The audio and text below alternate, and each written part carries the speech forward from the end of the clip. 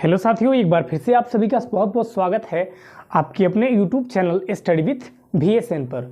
दोस्तों, आज की क्लास में हम लोग देखेंगे उन सारे क्वेश्चन को जो हर रोज जीडी के पेपर में हर शिफ्टों में पूछे जा रहे हैं। इससे पहले भी दोस्तों हम लोगों ने मैथ और रीडिंग से जुड़े बेस्ट फैकल्टी बेस्ट क्वेश्चन को देख रखा है और वही सारे क्वेश्चन जीडी में पूछे जा रहे हैं। यदि आपको दोस्तों आगामी जीडी का पेपर है तो आप जीडी के पेपर देने से पहले उस वीडियो को जरूर देख लीजिएगा। उस प्लेलिस्ट का नाम आपको मिशन ए से CD करके मिल जाएगा।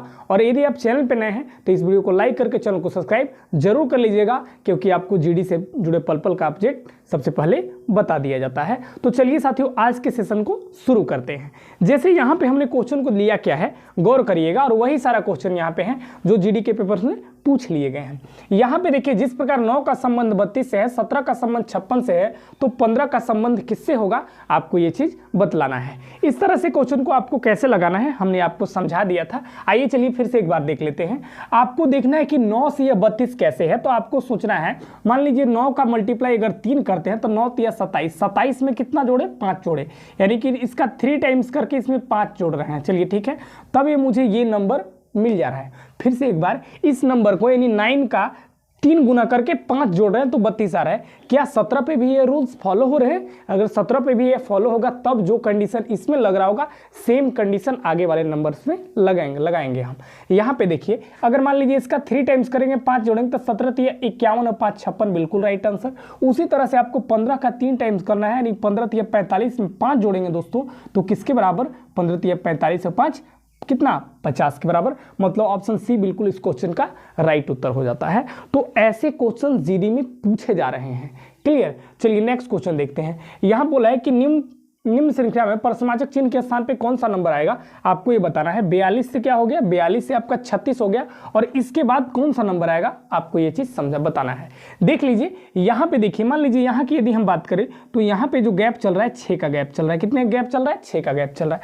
आगे कितने गैप चल रहा है, यहाँ पे 3 की गैप चल रहा है, यानी कि यहाँ पे 6 है तो यहाँ क्या रहा होगा, यहाँ पे देख लीजिए एक बार, यहाँ पे कितने का गैप चला, 3 का, और यहाँ पे कितने का गैप, यहाँ पे गैप 2 का। तो यहाँ पे गैप कितने का रहा होगा, यहाँ पे गैप 4 का रहा होगा, तो यहाँ पे गैप कितने का, 5 का। यानी 5 आप 36 के साथ घटा दीजिएगा, वैल्यू किसके बराबर आ जाएगा, 31 के बराबर, यानी 31 will be the right answer हो जाता है। मतलब ऑप्शन आपका बी करेक्ट उत्तर हो गया। क्लियर?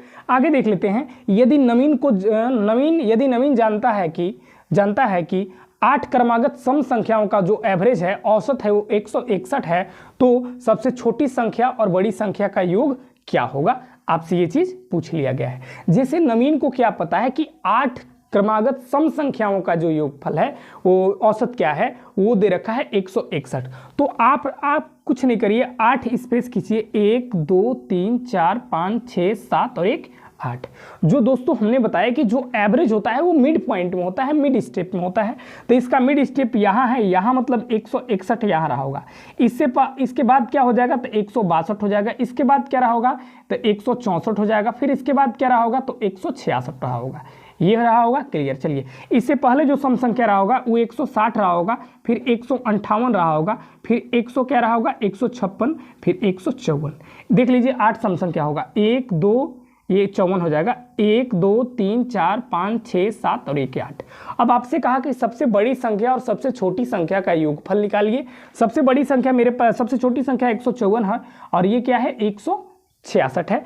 इन दोनों का हमसे योग पूछ रखा है क्वेश्चन में। इन दोनों का योग की बात यदि हम करते हैं तो 4 और 6 10 हो जाएगा, ये हो जाएगा 10, और 15 15 30, ये क्या हो जाएगा, 15 15 30 और 1 31, 31 और 1 क्या हो जाएगा, ये 32 हो जाएगा। ये क्या हो जाएगा, फिर से एक बार देख लीजिए, 154 और 166 को यदि आप जोड़ते हैं तो ये हो जाएगा दोस्तों, ये आपका हो जाएगा 6 4 10, 6 5 11 और 1 12 के 2 हो जाएगा। चलिए 2 1 क्या हो जाएगा, ये हो जाएगा 3, ठीक है, क्या हो जाएगा, 2 1 ये 3 हो जाएगा, मतलब 320। ये 320 will be the right answer इस क्वेश्चन, यानी ऑप्शन बी बिल्कुल इस क्वेश्चन का सही उत्तर हो जाता है।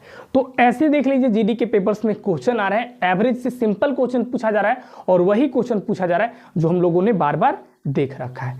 तो पेपर आसान आ रहा है, आप आराम से कर पाएंगे, बिल्कुल आसान तरीका से। चलिए लास्ट क्वेश्चन नेक्स्ट को देखा जा रहा है कि आदित्य को एक परीक्षा में 78% अंक प्राप्त किया। आदित्य जो है 100% का अपने आप में जो भी परसेंट रहा होगा, जो टोटल मार्क्स रहा होगा वो 100% रहा होगा। और आदित्य उसमें से कितना नंबर अचीव करता है, तो टोटल मार्क्स का 78%, यानी 100% का 78% अचीव करता है। तो आपसे कहा कि यदि वह 663 नंबर प्राप्त करता है तो अधिकतम अंक क्या थे, मतलब total number of marks in examination में क्या था, आपसे ये चीज पूछ लिया गया है। मान लीजिए साथियों को टोटल मार्क्स x रहा होगा, यानी कि क्या, यानी कि जो टोटल मार्क्स है, टोटल मार्क्स में से क्या किया कि परसेंटेज में कितना लाया, 78%, ये 78% लाया, परसेंट के नीचे 100 छिपा होता है, क्लियर। और ये 78% कितने नंबर के बराबर हो जाएगा, तो आप कहिएगा 663 नंबर के बराबर हो जाएगा, क्लियर। अब निपटाइए, इसको आप करिएगा तो इसको मान लीजिए अगर काटिएगा तो ये हो जाएगा दोस्तों, इसको निपटाइए, इसको काटिए, 13 के टेबल में 6 बार में 78 हो जाएगा, 13 के टेबल 13 5 65, 13 एकम 13। अब ये हो जाएगा 3 बार में और ये हो जाएगा 5 बार में, क्लियर। ये हो जाएगा 17 तिया 51, ये हो जाएगा 17 बार में, क्या हो जाएगा 17 बार में, ये 50 हो जाएगा, यानी 17 5 85, 85 पर 1 0 यानी 850 नंबर। यानी हम यहाँ से बता सकते हैं कि जो टोटल मार्क्स रहा होगा वो कितना रहा होगा, 850 नंबर का टोटल परीक्षा हुआ होगा, मतलब ऑप्शन डी इज द बिल्कुल राइट आंसर हो जाता है। तो साथियों देख लीजिए, ऐसे जीडी के पेपर में मैथ के क्वेश्चन पूछे जा रहे हैं, हम लोगों ने देख रखा, बहुत ही आसानी और आसान भाषाओं में हमने आपको समझा रखा है। इसीलिए हम दोस्तों बार बार कहते हैं यदि आपका जीडी का आगामी पेपर है तो ये आप पेपर देने से पहले उन सारे वीडियो को जरूर देख लीजिएगा, क्योंकि वो वीडियो आपके लिए बहुत ही ज्यादा हेल्पी साबित जरूर होगा, ठीक है। तो साथियों आज के सेशन में बस इतना ही क्लास को हम लेके आए थे, इतना ही क्वेश्चन को लेकर आए थे। और जैसा कि सभी को पता है कि हम हर रोज नए नए क्वेश्चन के वेरिएशन को लेकर आते हैं, जो जीडी के पेपर में पूछा जाना ज्यादा चांसेस बनते हैं, या फिर अन्य गवर्नमेंट जॉब के एग्जाम में जहां पे मैथ और रीजनिंग पूछे जाते हैं वहां पे भी इसी टाइप के क्वेश्चन आपको देखने के लिए जरूर मिलेंगे। तो साथियों इस चैनल को यदि आप नए हैं तो इस चैनल को सपोर्ट जरूर करिएगा, अपने दोस्तों के साथ जरूर शेयर करिएगा और स्टडी ग्रुप में इस चैनल को जरूर शेयर करिएगा। तो साथियों चलते हैं, फिर मिलेंगे अगले वीडियो में एक नया कॉन्सेप्ट, एक नए अप्रोच के साथ। तब तक के लिए धन्यवाद और जय हिंद।